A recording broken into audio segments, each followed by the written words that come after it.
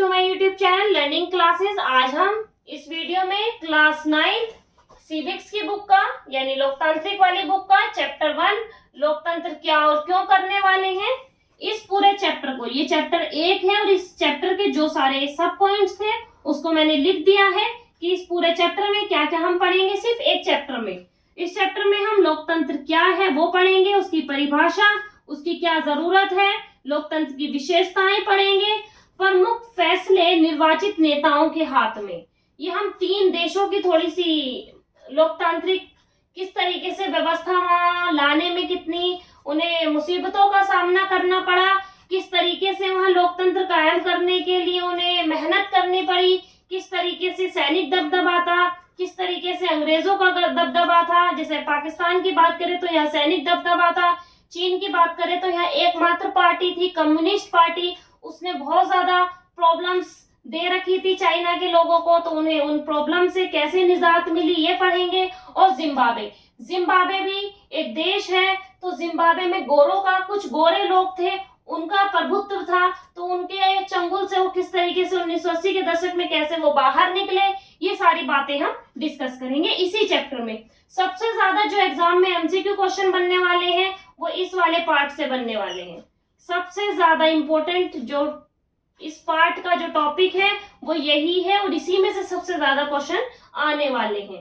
ठीक है, उसके बाद एक व्यक्ति एक वोट क्या है, लोकतंत्र ही क्यों, किसी भी देश को, जितने भी देशों ने सामना करी, बहुत सारी प्रॉब्लम्स का सामना करा, तो उन्होंने लोकतंत्र को ही क्यों माना, लोकतंत्र को ही उन्होंने क्यों सबसे ज्यादा अपनाने की कोशिश की।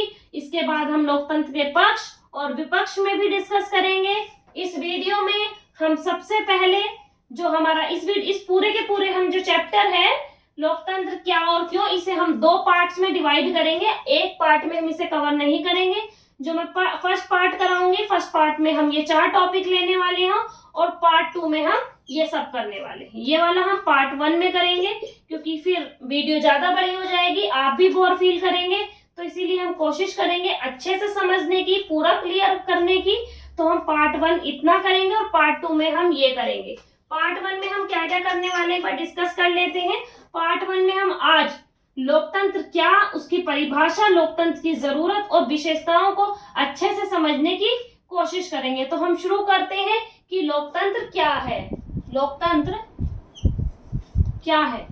लोकतंत्र शासन का एक ऐसा रूप है, लोकतंत्र शासन का एक ऐसा रूप है जिसमें शासकों का चुनाव जनता करती है। लोकतंत्र, लोक प्लस में तंत्र, लोगों का शासन, जो एक तंत्र तैयार किया जाता है, जो प्रतिनिधियों का चुनाव किया जाता है लोकतंत्र में, वो किसके द्वारा किया जाता है?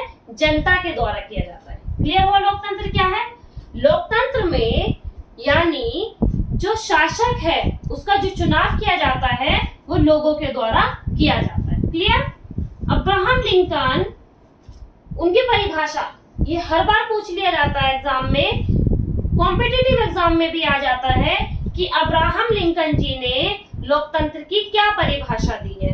तो अब्राहम लिंकन जी ने कहा है लोकतंत्र क्या है? लोकतंत्र लोगों का, लोगों के लिए, लोगों के द्वारा ही शासन लोकतंत्र कहलाता है। लोकतंत्र क्या कहा है अब्राहम लिंकन जी ने? तुम्हें 4 डेफिनेशन दे सकते हैं या पूछ सकते हैं डेफिनेशन देखे कि आपको ये डेफिनेशन दे देंगे क्योंकि एमसीक्यू एग्जाम आएगा आपका।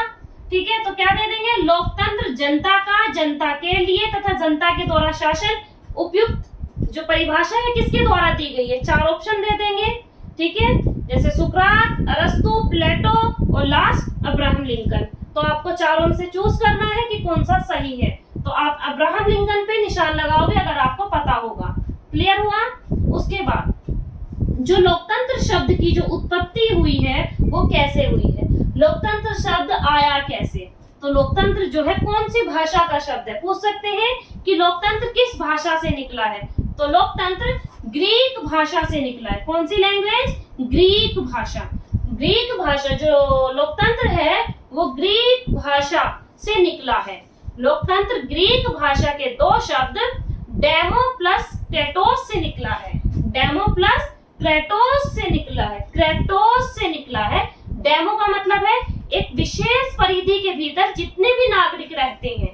डेमो का मतलब क्या हुआ? नागरिक। एक विशेष परिधि के भीतर जितने भी नागरिक रहते हैं उसे कहते हैं डेमो।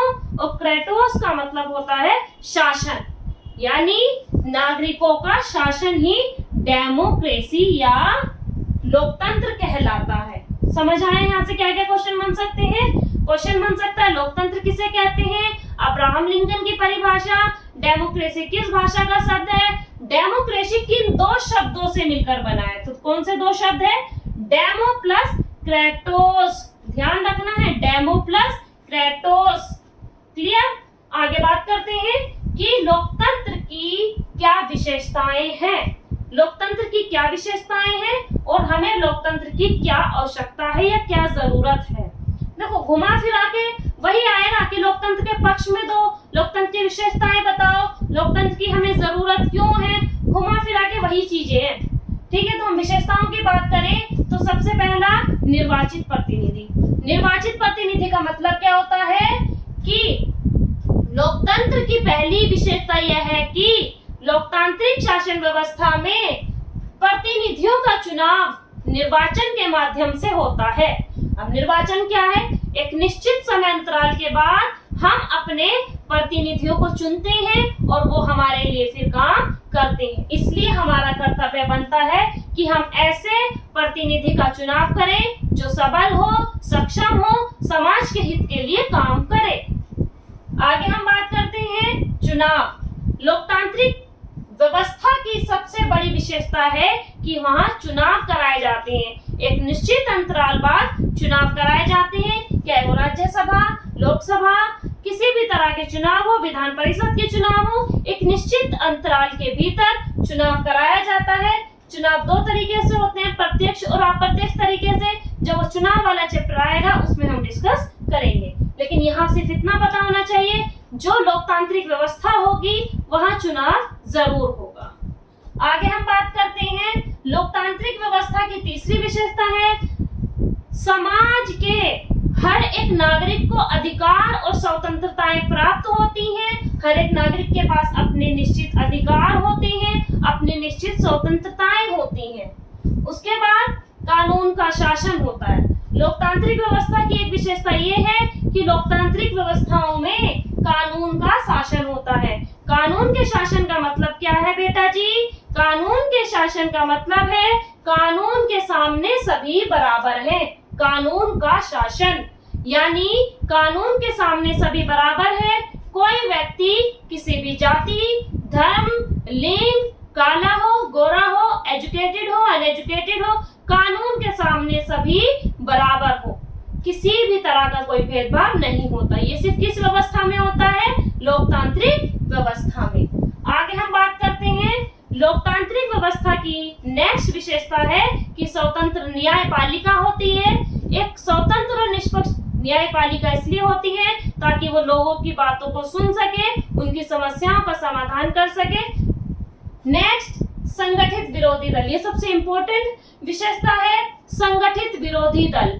कई बार ऐसा होता है कि प्रतिनिधि अपनी मनमानी करते हैं। लोकतांत्रिक शासन व्यवस्था में लोग इकट्ठे हो जाते हैं, अपना ग्रुप बना लेते हैं, एक संगठन बना लेते हैं और अपने जो भी उन्हें लगता है उसके विरोध में मांग करते हैं और एक संगठन विरोधी दल बनाकर अपनी मांग के लिए आवाज उठाते हैं और जो भी उनके सामने समस्या उत्पन्न हो रही है उनका समाधान कराते हैं। लोकतांत्रिक व्यवस्था की सबसे बड़ी विशेषता यही है कि संगठित विरोधी दल होता है ताकि किसी भी तरह लोकतंत्र में किसी भी व्यक्ति को किसी भी समस्या का सामना न करना पड़े, ताकि प्रतिनिधि, ठीक है, प्रतिनिधियों और लोगों के बीच का जो संपर्क है वो आसानी से चलता रहे, किसी भी तरह की कोई समस्या उत्पन्न ना हो, उनके अधिकारों का हनन ना हो पाए, उनकी स्वतंत्रताओं पर किसी भी प्रकार का बंधन ना लग सके। ये थी हमारी लोकतंत्र की विशेषताएं। अब हमें लोकतंत्र की आवश्यकता क्यों है? तुम इन्हीं को बदल सकते हो कि भाई हमें लोकतंत्र की आवश्यकता इसलिए है क्योंकि लोकतंत्र हमें हमारे अधिकारों को दिलाता है, हमारी स्वतंत्रताओं को दिलाता है। लोकतंत्र एक लोगों का शासन उपलब्ध कराता है। लोकतंत्र इसलिए जरूरी है कि हम अपनी समस्याओं को उनके सामने रख सकते हैं, उनका समाधान करा सकते हैं। आप ये भी लिख सकते हो कि लोकतंत्र में ही स्वतंत्र न्यायपालिका हमें मिलती है। तो आज हमने डिस्कस किया लोकतंत्र क्या है, अब्राहम लिंकन के अनुसार परिभाषा, उनकी उत्पत्ति, उनकी विशेषता और आवश्यकताएं। आज की वीडियो में हम सिर्फ इतना ही डिस्कस करते हैं। ये मैंने बताया था कि पार्ट 1 है। अब हम नेक्स्ट वीडियो में पार्ट 2 करेंगे। तब तक के लिए गुड बाय, अपना ख्याल रखें।